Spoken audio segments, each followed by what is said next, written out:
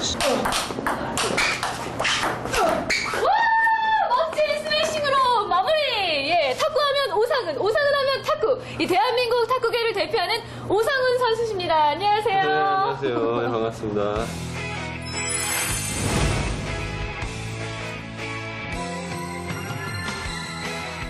대한민국 탁구의 중흥기를 넘어 새로운 부활의 자존심을 이어가는 오상훈 선수와 함께 탁구의 모든 것을 알아본다.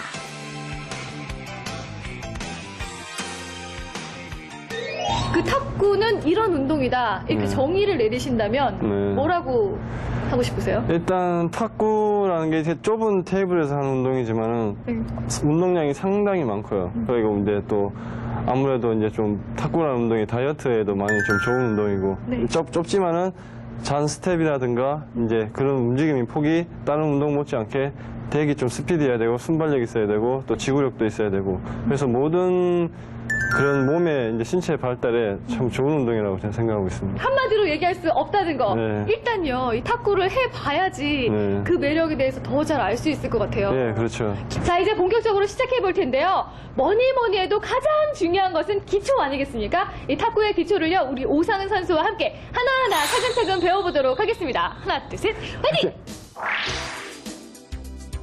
탁구의 시합용 코트는 단식과 복식에 상관없이 최저 기준이 가로 7m, 세로 14m, 높이 3m 이상으로 정해져 있으며 탁구대의 높이는 76cm, 세로 274cm,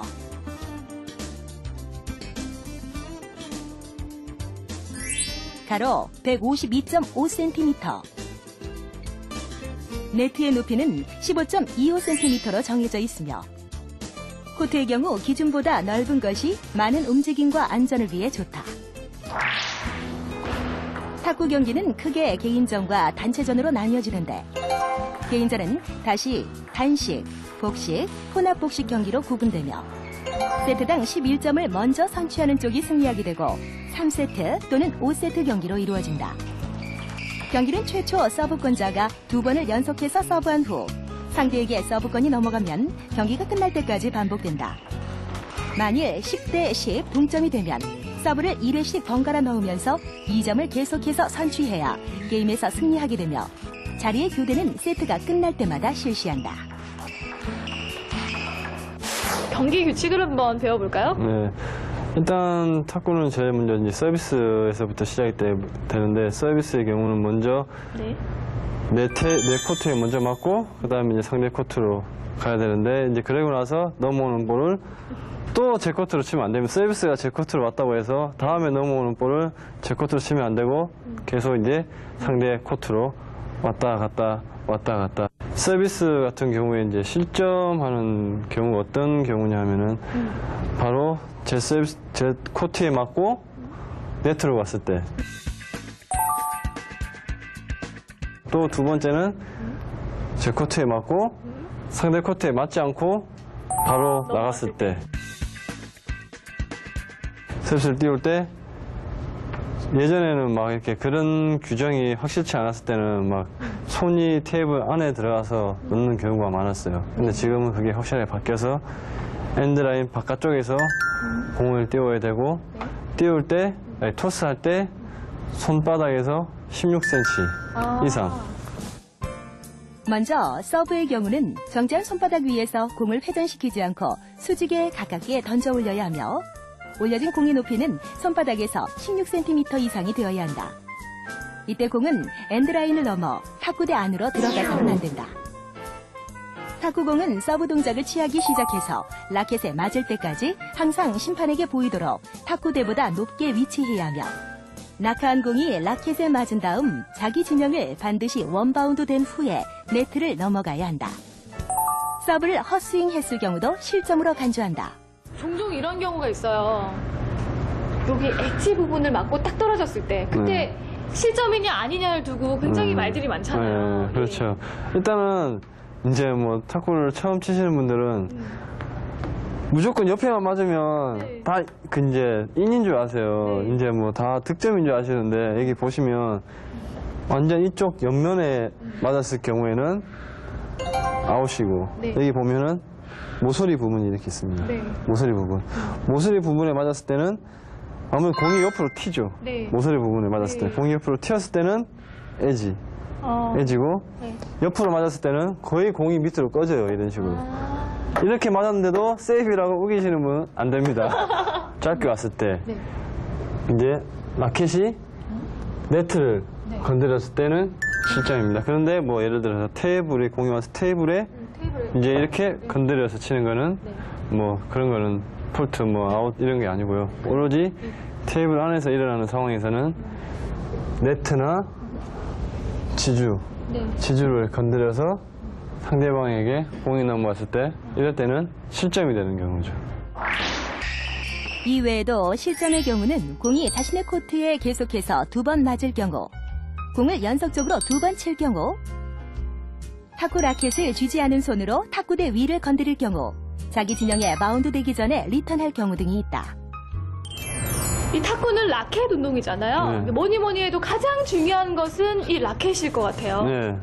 근데 라켓에도 이제 쉐이크, 이제 패널드 크게 두 가지로 나누는데 쉐이크도 이제 종류가 여러 가지 있고 패널드도 여러 가지 있는데 일단 패널드 같은 경우 이제 일본식 이제 드라이브형, 일본식 드라이브형이 있고 지금 일단 라바가 부착이 안 된 상태인데 네. 여기 보시면 이제 라바가 부착이 된 상태인데 이제 이거는 이제 일본식 드라이브 공격형 이렇게 해서 좀 특이하게 생겼는데 네. 이제 중국형 중국식 패널드 공격형 일본식 패널더, 중국식 패널드 공격형. 아, 근데 지금 손잡이 부분이 네. 둘 다 공격형이라고 말씀을 하셨는데요. 네.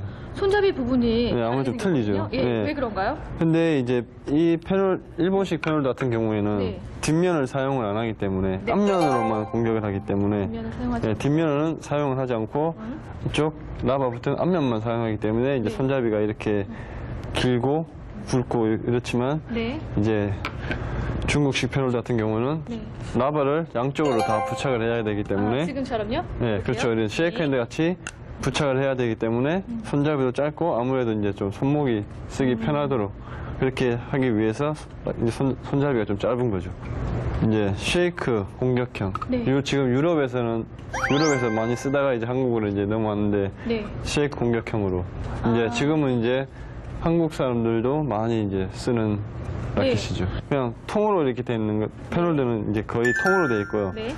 쉐이크 같은 경우에는 이렇게 중간에 보시면 이렇게 예, 겹이 한번 있습니다. 해볼까요? 예. 네. 중간에 이렇게 보시면 겹이 있는데 저 같은 경우에는 지금 3겹짜리. 아. 예. 그리고 이제 뭐 다른 유럽 라켓 보면 뭐 5겹, 뭐 7겹 그렇게 있는데 저는 일단 3겹짜리로 예, 아무래도 감각과 회전을 많이 요하는 그런 라켓입니다. 이 라켓의 이 나무에 몇 겹이냐에 따라서 예. 또 라켓의 성질이나 네, 특징이 그렇죠. 달라지게 되는 예, 건가요? 예, 파워나 스피드나 틀려지는 거죠. 아, 예. 그래요? 예. 라켓은 크게 패널도형과 세이크 핸드용으로 나누어지는데 수비형, 공격형인지 아니면 전진형, 드라이브형인지에 따라 선택 방법이 달라진다.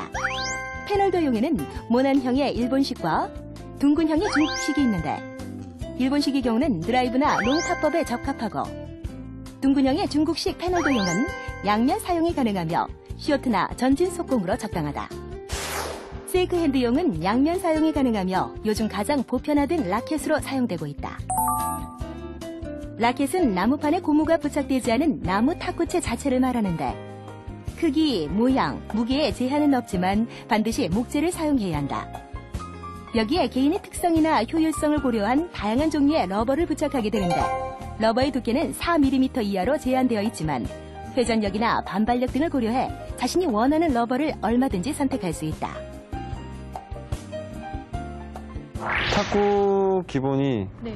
똑같은 색깔을 앞뒤로 쓸 수가 없어요. 쉐이크 같은 경우는. 예. 그래서 한쪽은 검은색, 한쪽은 빨간색. 이게 이제 규정으로 돼 있거든요. 이렇게 만져보시면은 네. 좀 딱딱한 게 있고 좀 물렁물렁한 것이 있습니다. 네. 근데 이제 아무래도 처음 시작하시는 분들은 딱딱한 것보다는 아무래도 좀 누르고 가볍고 소프트한 그런 라바를 추천해 드리고 싶습니다. 왜냐하면은 스핀보다는 아무래도 이제 초보자분들 감각이 많이 떨어지기 때문에 이제 물른 걸 쓰시면 아무래도 감각이 좀 좋아지거든요. 네. 그런 감각이 첨차첨차 좋아지고 익숙해지시면은 이제 좀 딱딱하고 좀 회전을 요할 수 있는 그런 라바. 네. 그래서 이제 자기 자신한테 맞는 라바. 아, 나는 이게 맞다. 그러면은 그게 맞으면은 다른 새로운 라바가 나오더라도 바꾸지 마시고 그 라바로 계속 꾸준하게, 예, 뭐든지 꾸준하게 계속 이렇게 그 라바로 이제 훈련하고 하시는 게 더 실력에 증진하는데 더 도움이 될 것 같습니다. 러버 부착 방법. 우선 라켓 크기에 맞춰 어느 정도 틀을 잡아 가위로 러버 끝을 잘라낸다. 다음 목판과 러버에 충분한 양의 러버 풀을 잘 펴서 발라준 후 풀이 완전히 마를 때까지 기다린다. 완전히 마르지 않고 붙일 경우 다음번 교체 시 잘 떨어지지 않게 된다. 다음 라켓 밑바닥부터 러버 중앙에 맞춰 붙여주고 팔을 이용해 구석구석 꼼꼼하게 눌러준다. 마지막으로 라켓 크기에 맞춰 정확히 잘라내면 러버 부착은 완성된다. 탁구공의 무게는 2.7g, 지름이 40mm, 초당 최대 170회가 넘는 회전을 할 정도로 민감한 특성을 가지고 있는데 결국 이 공의 성질을 얼마나 잘 이해하고 지배하는가에 따라 탁구를 잘할 수 있는 비결의 열쇠를 찾을 수 있다. 모든 운동의 가장 기본은 준비 운동. 그렇죠. 예, 예. 준비 운동을 소홀히 하면은 그렇죠. 준비 운동 소홀히 하면은 바로 큰 동작으로 갔을 때 네. 삐끗하거나 부상이 올 수 있는 그런 경우가 많기 때문에 네. 좀 준비 운동 하는 게 좀 힘들고 그렇더라도 충분히 몸을 풀어주고 운동을 하시는 것이 제일 적당합니다. 제일 좀 중요한 게 목 부분. 네. 뭐 탁구 치는데 목은 가만히 있는데 왜 목이 왜 이렇게 하시는 분들이 많은데 네. 아무래도 몸하고 허리가 없으시다 보니까 목이 이렇게 많이 좀 결리는 분들이 많아요. 탁구는 전신 운동으로 다양한 근육이 사용되는데 풋워크에 동원되는 근육과 드라이브와 스매시에 동원되는 근육을 충분히 자극시켜주는 준비 운동을 반드시 실시해야 한다. 우선 풋워크에 동원되는 허벅지, 허벅지 아래 종아리를 자극시켜주는 준비 운동과 드라이브와 스매시에 동원되는 어깨, 뒤쪽 어깨 밑, 앞쪽 어깨 밑 등의 준비 운동을 충분히 실시하여 운동의 효과를 증대시키고 부상을 방지할 수 있어야 한다.